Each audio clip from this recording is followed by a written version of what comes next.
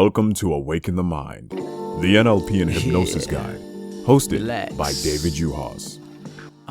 You're listening to Awaken the Mind, the NLP and Hypnosis Guide, a podcast that inspires the curious to the professional to discover meaningful content and pursue their passions. My name is David Uhas, and I'm a master NLP practitioner and hypnotist, best known for losing over 100 pounds and running 6 marathons in 2 years. And I'm sitting down with hypnotists, NLP practitioners, and coaches to talk about their process, the lessons they've learned, and how to make an impact in the lives of others. Our guest today is Angela Anderson. Angela Anderson was mentored by Rob Williams, the originator of PSYCH-K. While she worked at the PSYCH-K Centre International in Crestone, Colorado for over 10 years, she has studied and practiced the basic, advanced, and master PSYCH-K materials and tools to help herself and hundreds of individuals dramatically change their lives. Angela specializes in helping motivated and committed individuals to create more wealth and abundance, transform stress, drama, and bad karma with money, transform body image issues, obsessive or addictive eating habits, and lack of motivation to exercise, attract love relationships and spiritual partnerships, grow their skills, confidence, and visibility so they perform better in their professions or attract their next higher level professional opportunity. When Angela is not working with clients from all over the world, she's living the good life with her husband and 2 boys in Colorado, nestled at the base of Sangre de Cristo mountains and world traveling. If you also totally get how important it is to take care of your mind, body, and spirit while giving your all to your profession, family, and more, you're going to love this work. And please give a warm welcome to our guest today, Angela Anderson. Hello, Angela. Hello, Dave, and hello, listeners. Exciting to be here. Thank you. Well, thank you for taking some time out today to be with us. And I'm excited. There's so much interesting stuff to talk about today with the work that you do. So can you tell me a little bit about yourself growing up? Yeah, so I'm an American, but I was born in the United States, but I spent half of my childhood in Asia and had very different experience than a lot of people that I'm around here in the United States, in that I was living in Thailand, in a country that had some foreigners at the time, but I remember in 1985, I think it got its first Pizza Hut, so it was quite remote. And so there's some things that I didn't experience in American childhood, like I wasn't really aware of Star Wars and the Beatles, and kind of have some blank spots there, but they were definitely filled with very rich experiences as I grew older. And yeah, the work that you do, the work that I do, we know that the things that happen between when you're born and you're 7 years old are very, very impressionable. And I was in Asia during that time, and had this wonderful experience being around different people in different languages and cultures. And so, I remember when I moved back to the United States after I graduated high school, people would make comments, right? They make offhand comments, and we talk amongst each other like something is the truth. And they would make comments that actually about being Jewish. Okay, so I'll say that, for example, and it would just go right over my head. Like I had no idea that they were categorizing someone as what an American Jew is like. And it's been a series of learning of, that's what people think about someone who is somehow in the Jewish religion growing up in Chicago, so it was really wonderful to grow up in a space where you have kids, because I went to school with a bunch of different nationalities, sharing each other's food. I was eating sushi and Thai food, and whatever it is that the kids brought, we shared. I didn't grow up on mac and cheese. I like it. And so I had that perspective of and I was really we were loved and we were cared for, as children should be. in the world, and treated really well as foreigners living overseas, treated really well with a lot of kindness and people being very polite. The Thai culture is like that. And of course, their spirituality, you see the monks on the streets, and you see the reverence that people have for the king of Thailand, and for the folks who go in and become a monk for a year when you reach a certain age and you go to temple. So this underlying current of who we truly are as these wonderful beings with languages and culture and things to experience has always been inside me. So I was really influenced at an early age by how philosophy and ways of looking at the world. And my parents, when we would go to church, I actually was raised Catholic in a Buddhist country. We would go to church, and they if they had a connection with the priest there, they would befriend that person. So then I got to spend time around spiritual people as well. And that was normal for me as a kid. And I always, I remember walking, and I was 6 years old, thinking, what happens after we die? Okay, here's a 6-year-old kid, and I remember that memory. And I thought to myself, well, I guess whatever you want it to be. And that's really the crux of the work that I do, and the work that, hypnosis, NLP, in terms of working with people's minds and how we perceive the world, how we're programmed, how we want things to be, how we are in control, and yet we're not in control. Right.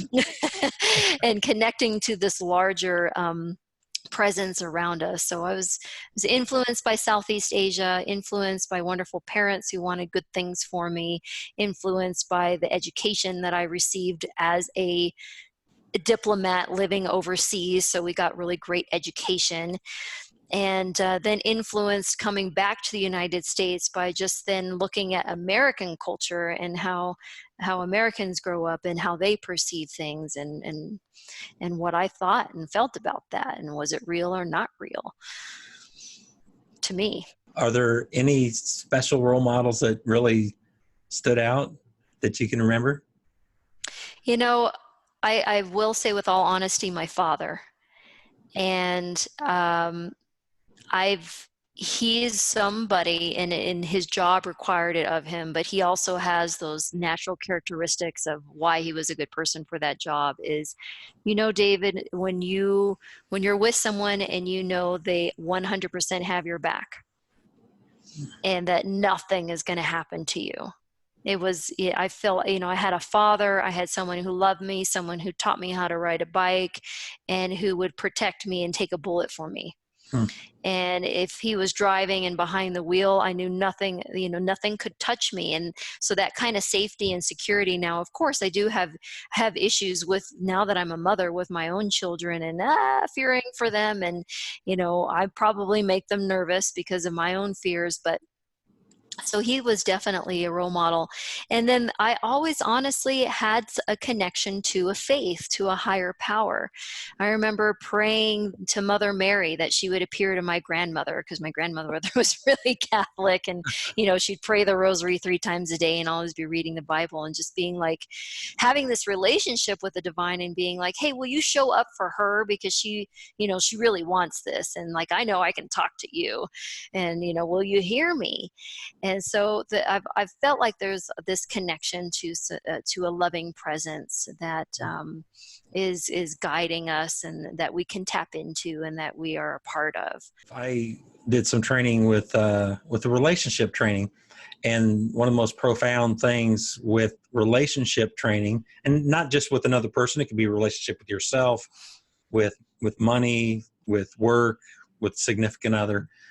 There were 3 elements that they highlighted are in our relationships, and that's communication, commitment, and trust. So we communicate our commitments, and we keep them or we break them, and that builds or tears down trust.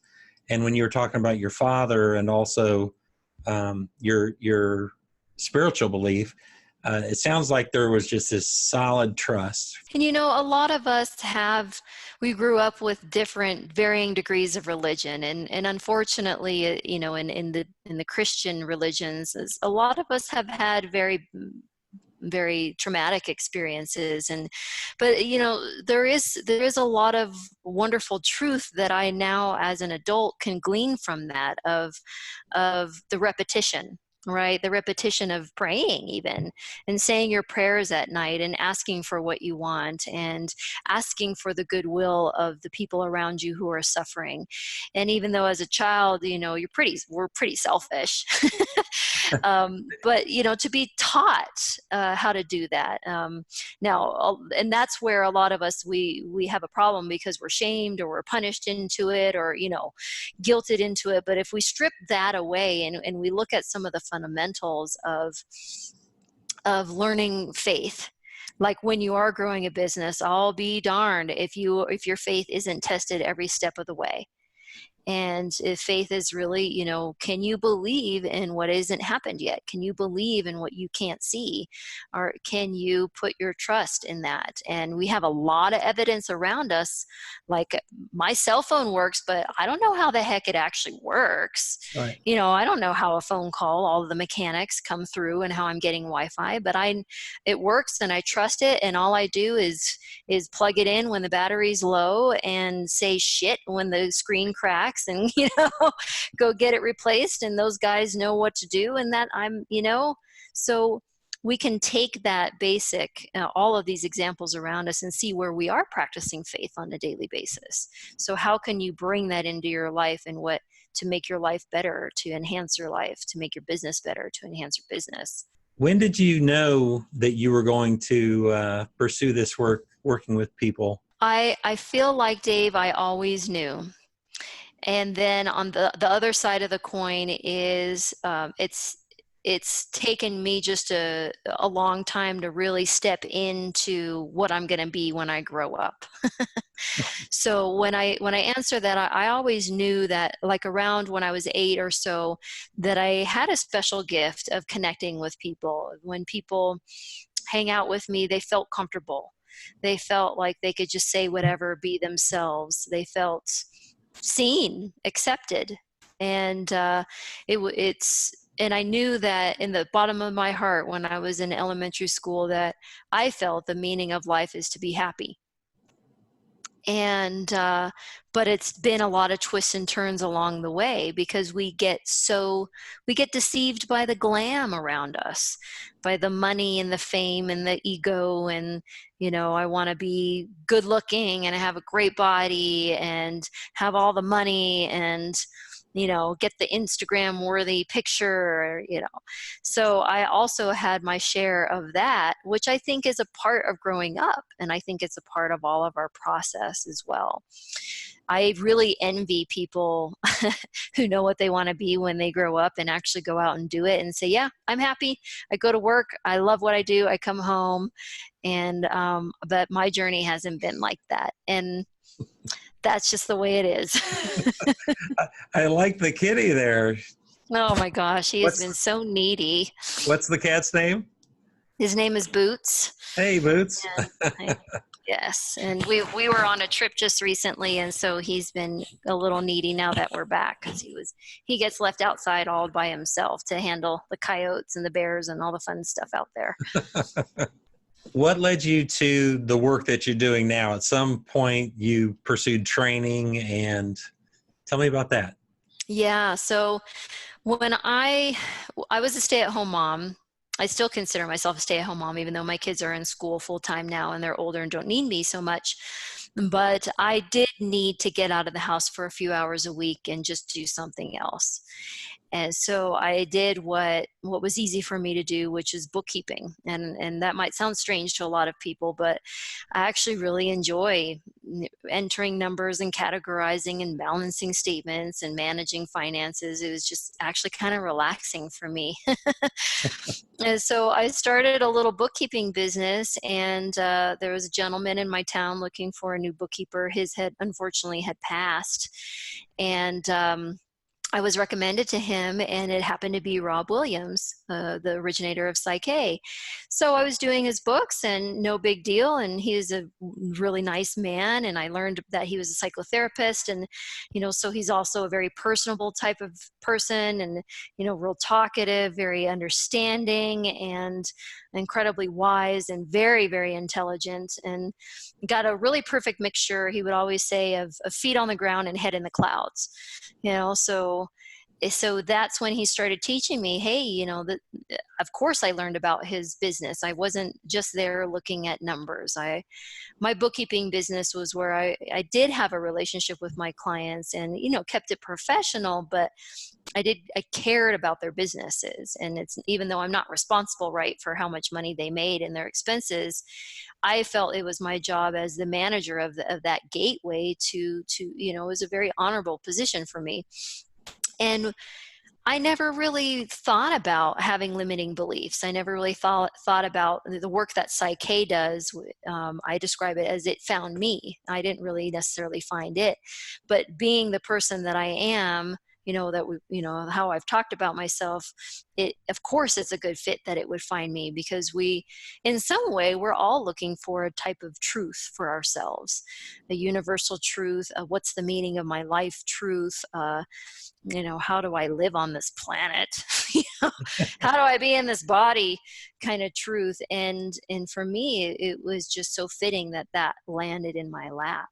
And, so that's when he started teaching me and saying, hey, this is it, and this is how it is. And I was a pretty clean slate, being in my early 30s. And, I'm sure I know I was full of limiting beliefs, but they hadn't quite reared their ugly heads like, as now that I see, as 5-year increments go by, where things it just changes. And I remember the first time that I was gearing up to ask him if I could start having some sessions. And because I finally realized that what was going on wasn't black and white. It wasn't just the way the world was. It was the way that I was seeing the world. And here I was working for someone who had a proven modality and 30 years of research and science to back it up that you could change it. And then the results on how things could shift for me in my physical life. And I was so nervous. Why? Because I had a limiting belief that I wasn't worth it, or that, our limiting beliefs prevent us from changing our limiting beliefs. But I first started with sessions and getting sessions of my own. And then my husband and I, how you do it is you go through, they have workshops where you go to the PSYCH-K.com website, and you can go and look at the list of workshops. And so you can go through, and I just started going through all of them: basic, advanced, master facilitation. And once I finished the master facilitation, you can then be listed as a preferred affiliate on their website. And I listed myself, and I started getting clients, and I was like, well, okay. People would email me and they'd be like, can I have a session? I'd be like, okay. And they were just getting results. I never even like now. Okay. So a business tip is, every time after you finish a session with a client, have some kind of anything where they can give you feedback, like set up a little form on Google that they can fill out, or WooFu, WFU, or if you have an ability, if you have a website, to set a form and give them a link, even if it's one session. And might not have huge results yet, or might not have tangible results, to just start getting some feedback on their time and their experience with you and your work. And I never even did that. Like, I'd do the session, and then maybe a year or so later, they'd come back around and be like, yeah, my life changed, and oh my God. And I'd be like, well, yeah, of course, because I knew that it just worked. And, but I wasn't really doing it as a business, so I wasn't quite getting all of those other moving parts in place. And I have not done that. I want to do that more. It reminds me of like in Toastmasters, where they wanted you to videotape yourself, and it's like, I don't want to look at myself. However, there's also not only the things that are challenging your business, or the client's experience, but things that you maybe don't know, like you were saying, it'd be a year later that was highly effective for them. And so I think that's good to get that feedback. Absolutely. And it's also good to ask, hey, is there anything that I can improve on? Because I did that too with some clients, and I was pretty shocked at what they said. One of the things, and I'll just say it candidly, is, hey, I live in Colorado. I'm a stay-at-home mom. I'm very casual. And they were like, you showed up in your workout clothes to a session. It didn't quite fit how I was imagining having a professional, session. And in my experience, I go to, an office building in Colorado, and they're in shorts and t-shirts, and, because they're going to go on a bike ride on their noon hour. It's just different culture, different ways of doing things.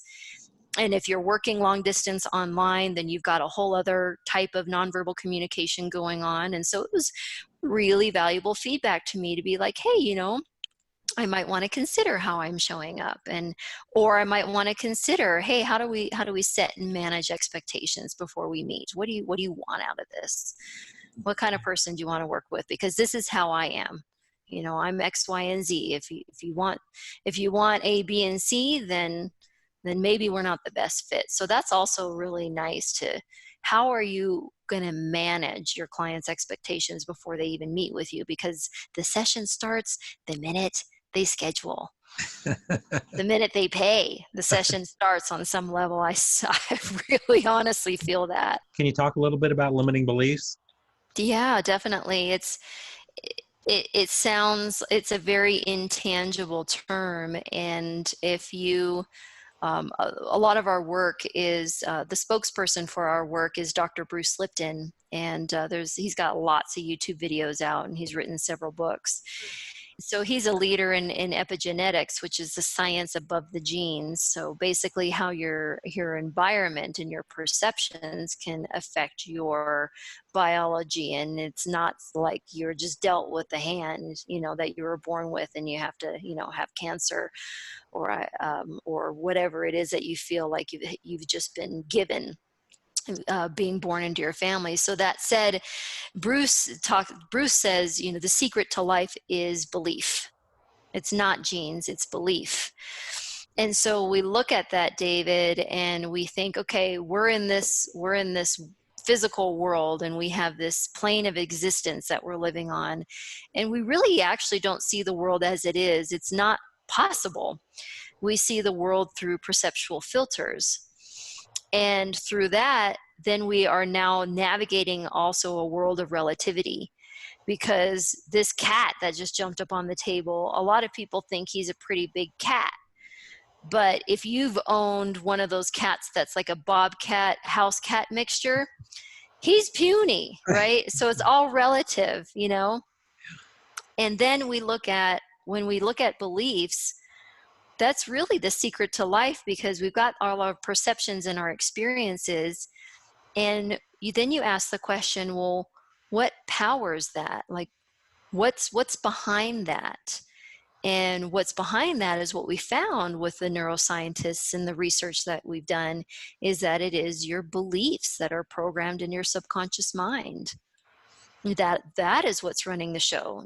People say change your thoughts, or change how you're talking to yourself, or change your habits. I agree with all of that, but you've got to continue to peel back the layers of the onion.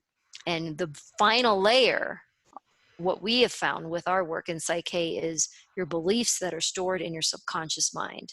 You change those programs, and that's when your thoughts can change, and your habits and your actions, and then of course the results. Share with me about the PSYCH-K.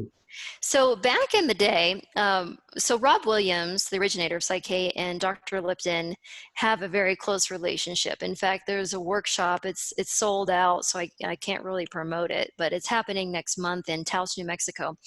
And so they've collaborated a lot. And how they met was they would be at these summits. And Dr. Lipton, he would get on and he would talk about epigenetics, and then he'd give the punchline, and he'd say, okay, now you change your beliefs. That's how you do it. That's how you change your genes. That's how you And then the mic would drop and he'd walk off and he'd be like, I feel like I'm letting people hanging here. I'm giving them the answer, but I'm not telling them how. And then Rob would get on and he'd say, okay, well, now I'm going to tell you how to change a belief. So to answer your question, the difference with PSYCH-K is that we in a session, I set up my clients, and how we do it, how we're taught in PSYCH-K is we're going to take maybe 5 minutes and talk about what's going on, in the sense that we can say, and Rob would always coach me, he'd say, okay, look at what's going on right now, then look at what you want to have happen instead. And he'd be like, Angela, what's the belief? What's the belief? What's the belief? And so then from that, we glean, okay, what do I need to believe about myself, the world around me, about this situation, in order to get from the pain that I'm in now to the outcome that I actually want to have? What do I need to change? So then we go straight into the belief changing process. Now I've only had a few hypnotherapy sessions with one hypnotherapist, so I don't know if they could be different. But for example, my very first hypnotherapy session, we spent an hour and a half talking.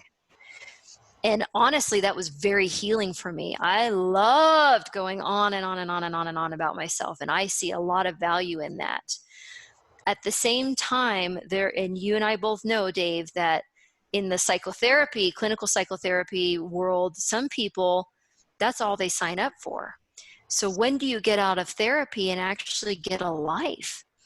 And so that's what really the gap is what we found is with Rob, he was like, all the talking, we find out who, the what, where, why, when, and how, but then where's the change? So in a PSYCH-K session, in 5 minutes, you're entering the change process. Wow. And how we do, instead of lying down in some of the modalities, I haven't experienced NLP yet. I'll say yet because I love having experiences with these things and I know it's coming, is you're not lying down and you don't have someone talking to you and, and mirroring your body. What we use is muscle testing, because your subconscious mind controls your motor functions. So it's an incredible, and it's a very effective biofeedback mechanism to just get right in there and communicate with your subconscious mind through muscle testing. So we use muscle testing to find out what's going on in there. We have permission protocols. We don't just think it's a good idea to make certain changes. We want to make sure that it's safe and appropriate. And we also then go through a series of, hey, subconscious mind, when I say I want to make $10,000 consistently and do it in an effortless way every single month in my business with passive income, do you know what I'm talking about? And so there's a way that we clarify with the subconscious mind and communicate with it in a language that it understands, so that it really knows what we're talking about, because your conscious mind is very creative, right? And Dr. Lipton is talking about, hey, your conscious mind is what goes out and reads the books and says, this is a great idea. But your subconscious mind is the one that decides whether it's going to carry out any of those great ideas or not. So we want to make sure that we communicate with your subconscious mind in a language it understands. So there's a process that we do that. And then finally, is you and I both know that you enter a state of super learning. So hypnosis is a state of super learning. It's a whole brain integration state. So we do whole brain integration activity to enter into that. And then that is how, then we close up the session. And everything is done along the way with a series of muscle testing, because the muscle testing tells us, do you turn right? Do you turn left? Do you turn around? Do you go this direction? Do you go that direction? I had asked in the pre-interview something that's unique and special, and you'd said that you speak fluent. Is it Guarani? Yeah, Guarani. Tell me about that. Yeah. So when I finished college, I went to college in a small town here in Colorado. And to be honest with you, it was because it was convenient. It wasn't necessarily because it was my choice. It was my college of choice. I was more of a passive person. And even more now as the years go by, I'm learning more through changing my beliefs and working with myself, how to know what I want, So anyway, I digress. So I went to college in a really small town, and because I grew up internationally, I always traveled. And so the minute I graduated college, I began the application process to join the Peace Corps and become a Peace Corps volunteer. And through that, they sent me to Paraguay in South America. And Guarani is the second official language. It's the only country in the world that has two official languages. And so it's an official language of the country of Paraguay. And because my Spanish was good enough, they decided to send me way out in the boonies and make me learn another language. I was like, oh, I want to go to a Spanish speaking place and use my Spanish. And they're like, nope, you're going to learn Guarani now. And so I know how to speak Guarani. And, for example, how are you? Hello, how are you is Mbaeshapa. And that's how you say it. Mbaeshapa. So it's a pretty cool language. You have a publication coming out in Mantra Magazine. Tell me about that. Yes, it just came out. And it's actually about connecting with your inner child. And it starts off with, remembering when you were a kid and in those moments where you were just free and happy, because that's how our brain is wired as kids. We're in a theta mode until we're 7, 8 years old. And I actually give a practice in there that someone could do in literally 2 minutes a day at the most optimal times of day to access that state of super learning and reprogram your mind. So it's almost like a little DIY self-hypnosis, self-PSYCH-K kind of practice that you can do, especially if you're a busy person, lying in bed. Like, I pretend that I'm asleep because I've got a household that, that the minute mom's eye halfway opens, it's all over. So you can even do the first few minutes that you wake up. In fact, I recommend that you do it during that time, because that's when you can access those states of super learning without having to try so much. So yeah, Mantra Magazine, it's located in Whole Foods, and it's distributed to millions, and I think it costs maybe $5.95, and it's a very creative, dynamic magazine filled with all kinds of stuff and journaling that you can do and ideas for self-improvement. It's incredible. Is that also available in a digital copy? I'm not sure. Well, I'll look into that, and we'll definitely put a link to that.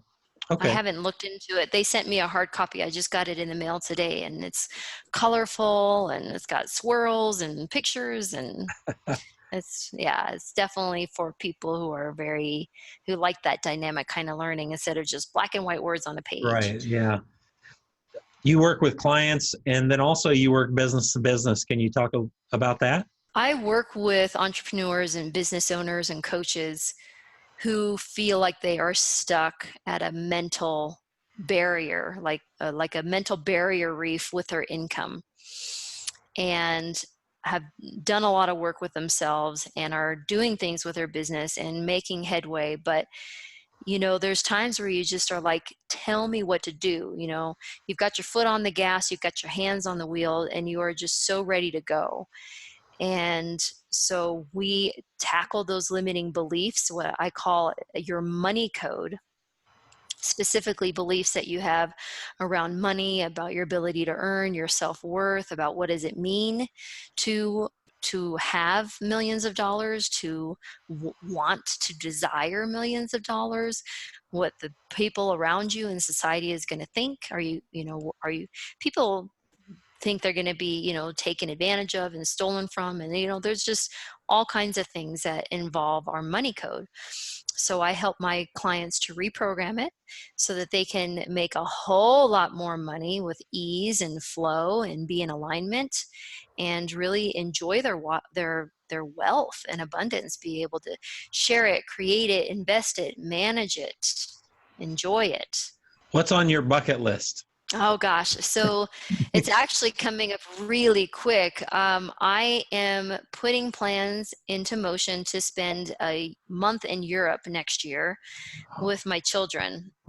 I've been to Europe and I'm ready to take them. And so I want to go to England and to Ireland and, somewhere, who knows how much we'll travel or how much we'll stay put, but I want a month of enjoying European chocolate and all of that North Atlantic beauty. My daughter, she's a history major, and she just got back from Europe and 2 days ago. So last night she brought all the chocolate over, and we were feasting on the chocolate. Oh my Really good. gosh, it's It's so not the good. same It's as so, it is here. I know. Any old chocolate in any store is amazing. Doesn't have to be any kind of special brand. So what trainings and presentations do you have coming up that you are doing or that you're attending? Yeah, so I'm in full summer mode. So I have put my own trainings aside. In the fall, I will go and I will go and audit and re-up, because in PSYCH-K they redid what they call the master facilitation workshop, and it's a prerequisite to have your basic and your advanced before you take the master facilitation. But since I took it many years ago, it's been revamped. So that's on my bucket list for the fall when my kids are in school and my schedule is a little more manageable. But in terms of the trainings that I offer, I have one that is specifically about money and cash flow and growth and impact in your business by what I call reprogramming your money code. So it's all about, instead of these outside in approaches, instead of thinking you need to pour another $3,000 into your website, or some of the marketing bells and whistles that a lot of us business owners like to get sucked into. I'm not saying they're not necessary. I'm just saying that it can get very expensive very quickly, and especially if you have limiting beliefs that are holding you back. So let's reprogram your money code first so that you can have that really strong foundation to make those decisions about the things that you're going to spend your money on and your time and all the bells and whistles that you feel like you're going to need to add in to make your business run smoothly. So I've got that. And then I also have trainings that I offer on a quarterly basis to my community. So if you go to my website and you opt into my free goodies, which are the Reprogram Your Money Code free training. I also have a success workbook about reprogramming your money code. If you opt in and you get on my email list, then you're part of my community, and then you'll be invited to the special trainings that I do just for my community. And those are webinars that are hosted on Zoom, and I help you change your beliefs and make more money and do all that good stuff. How do you want to be remembered? Oh my goodness. I just love it. I always just feel so amazing inside when people say, you're an angel. So Nice. I would like to be remembered as an angel with big, fat, meaty wings. Nice. I see them. I do. How can our listeners get a hold of you, your social media and your website, things like that? Yeah, so best place to get a hold of me is go to my website, angelaanderson.life, because that's where you can learn directly from me more about all the subconscious mind stuff, and how you can actually do the math to figure out why reprogramming your money code and why going through the subconscious is a really, really good thing to do for yourself and for your life. And then you'll be a part of my community, and you'll get emails from me and hear about these podcast interviews that I do. And then social media, I'm actually not as strong or active on social media, but I do have a Facebook page that is called Reprogram My Money Code. So you can go look for that there. And I'm on Instagram as well. It's Angela_Anderson_108. I have a very common name, so I had to rework some things. And you can look at my travels and the things that that I get to experience and I get to share with my family and my clients in the world as a result of reprogramming my own money code, right? And continuing to do the work with myself. So I like to share that on my Instagram and show people about what's going on behind the scenes in my life, and to help you have those visions for yourself and make those plans and get out there and do it. Well, thank you for being here today, Angela. And this has been a really valuable podcast. I really appreciate all that you shared with us today. And I look forward to seeing more of you. And you are an angel. Thank you for being here. Thank you, Dave. Thank you for joining us today with Awaken the Mind, hosted by David Relax. Awaken the mind, you need to understand. If you can't, you must, and if you must, you can. Now that I got you, let me put you in a trance. Got you feeling hypnotic, your mind, let me massage it. Your thoughts are getting quiet, your stress subsiding. You starting to see images, but it ain't no mirages. Think it's time to calibrate. Take a breath and concentrate. Get into your subconscious. Time to feel the energy, the brain waves. Let's go deep into your memory. Beware of self, let the worries melt. All you see is you and you don't see no one else. Auditory digital, talking to yourself. It might seem bizarre, a feeling you never felt. This is your time to shine. Awaken the mind, the NLP and hypnosis guide. Yeah.